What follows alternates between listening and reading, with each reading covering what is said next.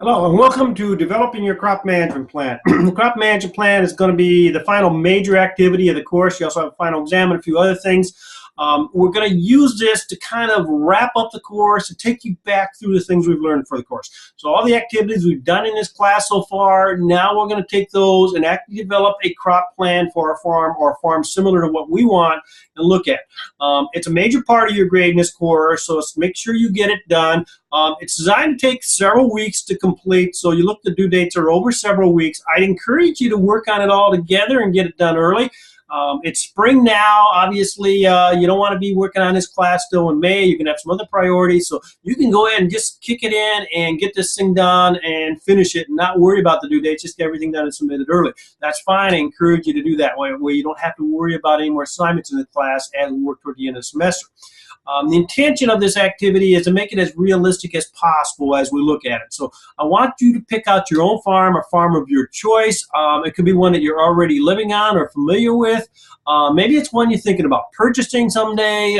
Could be a fictional one that you just pulled out of the midair for that matter. But it does need to be an actual piece of land because we're going to be creating some maps from this farm operation as we look at it. So we're going to step by step go through the assignments here, even though not all of them are due this first week. I'm going to explain everything you're going to be doing with this plan as you walk through it. First thing you're going to have to do in the first assignment, which we'll look at here in just a second, is determine the size of your farm. There are some minimums I'm looking for. I don't want somebody with a 10-acre acreage doing this. I want you to have more of a realistic farm, and basically we're looking at 160 acres of cropland and 40 acres of pasture, so about 200 acres.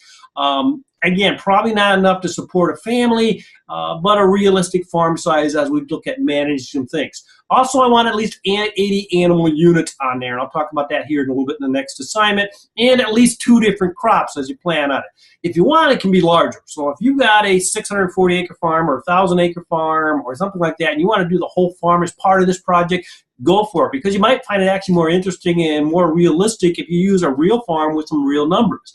Okay, I discourage you from going more than 20 fields as you look at it. So if you have 20 different farm fields, that's probably the maximum I would look at. If you have more than that, that's fine, but all the assignments are pretty much set up for a maximum of 20 assignments, 20 fields. You just have to basically submit documents twice if you're going to have more, or divide them into 2 different farms. If you go over 20 fields, I'll give you extra credit if you want to go to that much work, but it does involve a little more work than what I'm expecting out of you. But again, I want you to get something here that's going to be worthwhile to you that you're going to learn from as you work with it. So if we look at the first assignment, you're going to have a master worksheet. It's a spreadsheet that I've developed that you're going to do probably 80% of the assignments on are going to be in a spreadsheet. And each one's going to have a different tab. The first tab on that spreadsheet is your crop plans tab. And what I've pretty much done throughout this spreadsheet is put in yellow the areas that you're going to have to fill in. And I've also locked the spreadsheet up so you can't get at other areas that would mess up some formula or something. If you get into a situation where you need it unlocked for some reason, just get a hold of me, explain why you need it unlocked, and I'll explain how to unlock the spreadsheet and access some of the other cells there. Also, if something's not working on a spreadsheet, I've been through it many times. I think I got it all the issues fixed, but if you run into an issue, do make sure you let me know as soon as possible so I can see if I can get that correction made in it for everybody. So anyway, the first one, highlighted areas in yellow, specifies the size, location, approximately where's the farm at. I'm not going to actually visit the place, obviously, but approximately where it's at. Determine your feed needs, and there is a table right there, and you can't see it obviously on this slide here very easily, but that kind of shows you which animals and how many animal units they count for. And if you remember back in our pasture assignment that we did, we talked about animal unit months. We're using that same figure here. It's also what they use in manure management plans, deciding whether you meet the minimum requires to have a required manure management plan. So animal units is an important concept to understand. This is a chart that I pasted, which is from one university, but it's pretty common throughout the country and what they use for animal units. So that chart's in there. Go ahead and fill out this information in this sheet, and this will be the first thing to do, just to kind of set up the parameters for your project. And your next assignment is going to be drawing a map. I encourage you, a lot of you have had ArcGIS training and work with ArcMap. I encourage you to use that. I know some of you don't feel very confident with it, but perfectly honest, it'll probably be the easiest thing to do these assignments with. But you don't necessarily have to use ArcMap. An alternative, if you're unable to use ArcGIS, is just to do a Google map, print it out, and then either hand draw things on with a pencil and pen and then scan it and send it so you have a map, or even use a program like Microsoft Paint or something like that where you can actually draw things on there.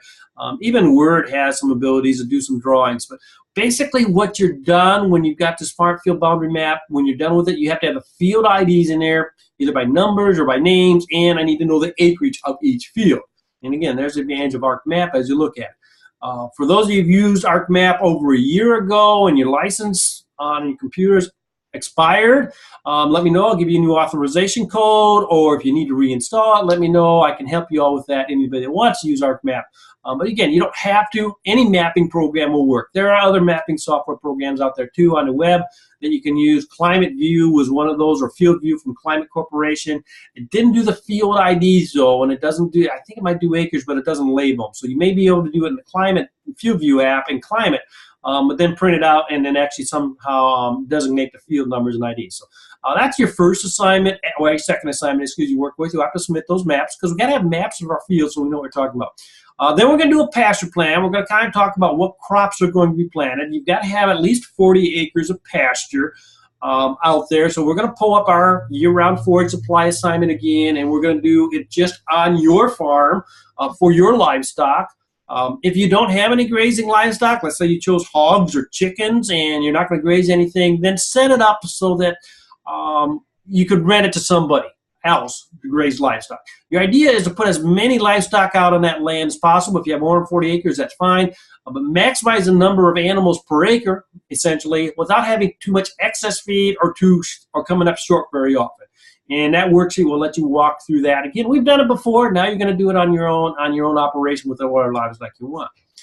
Next thing is going to be determining the crop rotation, and that's going to pull some information. That gray area is basically from your first assignment. It's going to pull it forward into that tab. So this is another tab on that master worksheet as you look at it. Going to pull that forward, and then we're going to go down and we got to figure out what crops we're going to plant in each year. And there are drop-down menus in this. And when you do that, down below, it's going to put in the acres of each crop. We'd like to keep fairly consistent acres, but not necessarily, depending on what your plans are. But we do want to make sure we meet our feed needs. And that's been calculated from that first assignment of how much feed those animals really need to eat. And that was part of that first assignment also, is to figure out how much they're going to eat. So you know how many acres you need to feed your livestock, because you really would prefer to raise your feed. Now, if you decide you want to buy the feed instead of raising it, that's okay. You just need to write that up in your justification why you think it's better to raise a crop that's like soybeans, that's not feeding your livestock, and paying for feed that does need to feed your livestock. You can justify that, but you need to do that. So that's really the bottom part there. That's an important part of this assignment. Right down the bottom, there's a big yellow area for you to type up how much feed you need, why you did your crop rotation the way you did for the next 5 years. So it's a 5-year rotation. Again, just drop downs. Play with it a little bit. Spreadsheet, you can change things. When you get it where you like it, then go down to the bottom and type up why you did it the way you did. So once we've got the crops figured out, now we've got to figure out what kind of seed we're going to buy. What varieties, what hybrids we're going to buy. Specify them down there. Again, it's the next tab, the seed varieties tab in there. Write them in there, variety to be planted, include like Pioneer 3789 or whatever the number is. I'm just making that up. Put the company down as well as a variety number. How many units per acre? Now you got to watch that, okay? Like with seed corn, you usually buy them in 80,000 seed bags, okay? And you're planting 33,000 seeds per acre. So you're going to have to figure out, okay, if I'm paying the price per bag, I'm only putting on 0.32 bags per acre. That's what you have to figure out there in units per acre. However you're pricing it, the units per acre has got to match that pricing method. And this third column is the pricing. Yes, you're going to have to find out some prices. It's just a matter of making a phone call. Seed dealers are pretty cooperative. Just tell them you're at NICC and you have to do a project for your idiot instructor, whatever you want to say, and just need some approximate prices. And the pricing mechanisms are really weird, early pay discounts, all that. So no, it just needs a round figure for the assignment is basically I have to tell them. And then the last column is, why did you pick the seed variety? Well, my dad said it was a good variety. No, that doesn't work, okay? Why does your dad like it? If that's the reason you picked it, okay, he needs to give specifics, okay? Is it high yielding? Is it drought resistant? Does it fit well in sandy soils? What are the characteristics that make it fit your operation. Now, you're making decisions. There's a lot of varieties out there. Not any of them are perfect, okay? They're different for different reasons. So you need to find out why and then put that in the justification. Soybeans, alfalfa seed, same thing. Anything you're planting this year, and this is just for the first year. We're not going to do more than 1 year because varieties change, okay? So for this first year, this coming year, what are you going to plant for varieties? Next assignment, we're going to now start getting into our nutrient management planning, our manure management planning, our P-index. So when we do P-index, one of the first things we got to do is calculate soil erosion. You've done that before in the class. We're going to use the website. The website, it's not perfect, but it does give us a pretty close erosion calculation for our farm operation. You've got a soil map. You probably created that soil map earlier in the course. If you still have that, great. If not, or maybe you picked a different farm now. Just go back into the web soil survey, refer back to that part of the course, how to do the web soil survey. Get your T-value and K-value maps off of there.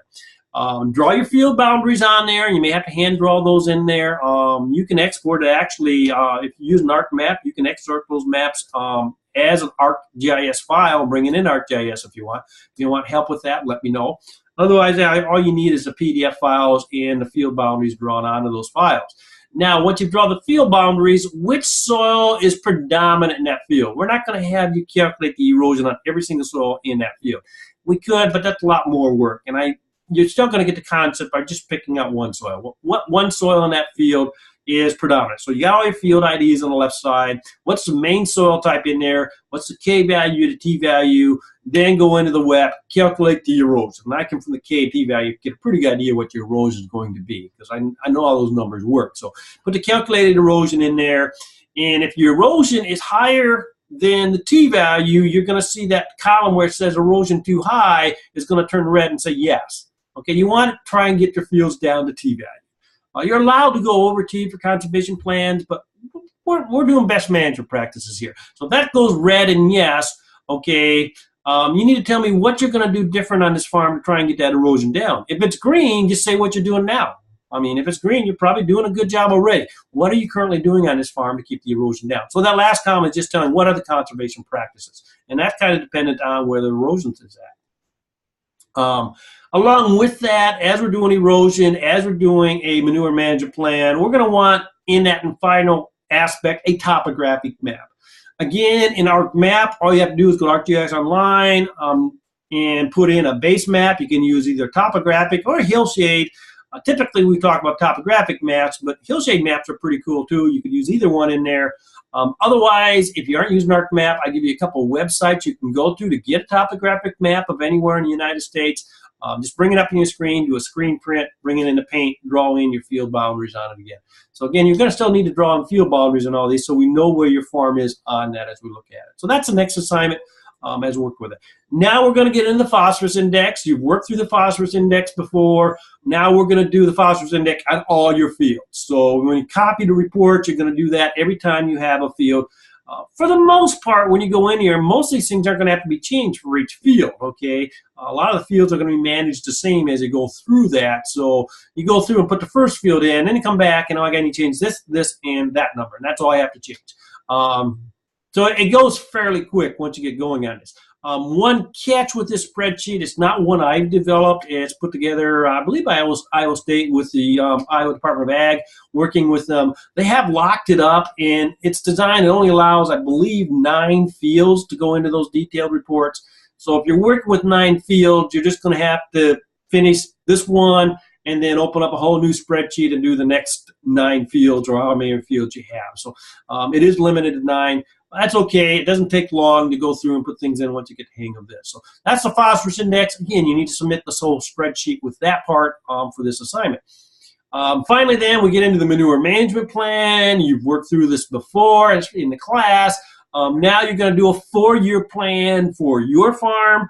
There are tabs at the bottom. Now, there are actually 2 sets of tabs here. And this sheet may look a little bit different than the one you did in class because I designed it just for your crop management plan. The first tab has all the footnotes in it. If you remember back in time, we talked about footnotes. Okay, the next tab is the basic AFO information.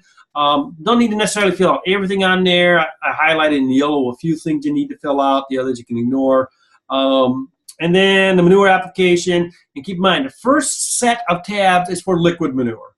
if your farm operation is using dry manure or bedded pack, you need to skip this second set of tabs. So you have to scroll to the right till you find page 1, dry manure application there. And then if you do both, feel free to do all the tabs for that matter as you look at it. But you do need to handle all your manure for that farm operation using the manure man. And again, on the phosphorus index and on the manure management plan, this is Iowa.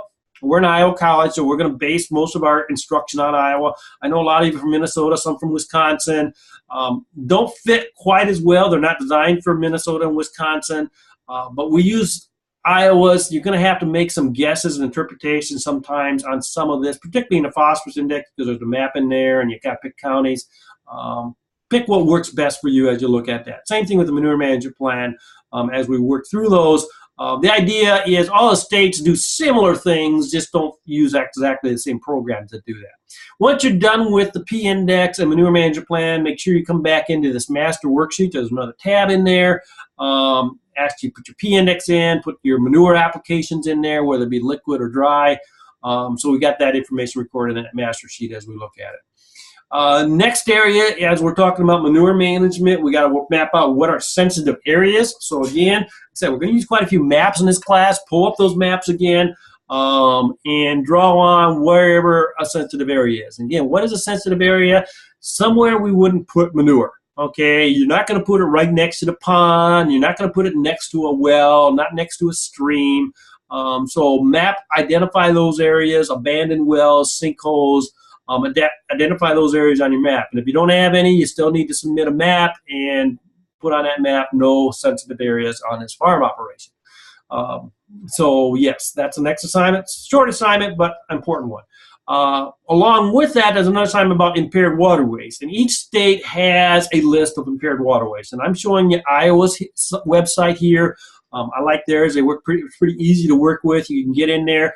Over on the left-hand side, there's a table there. You need to check and uncheck some things. So, I mean, when you first get into this web link that I provide you in the class, it's going to give you a map that shows you all the waterways in the state, even if they're unimpaired. Well, you only want the impaired stuff.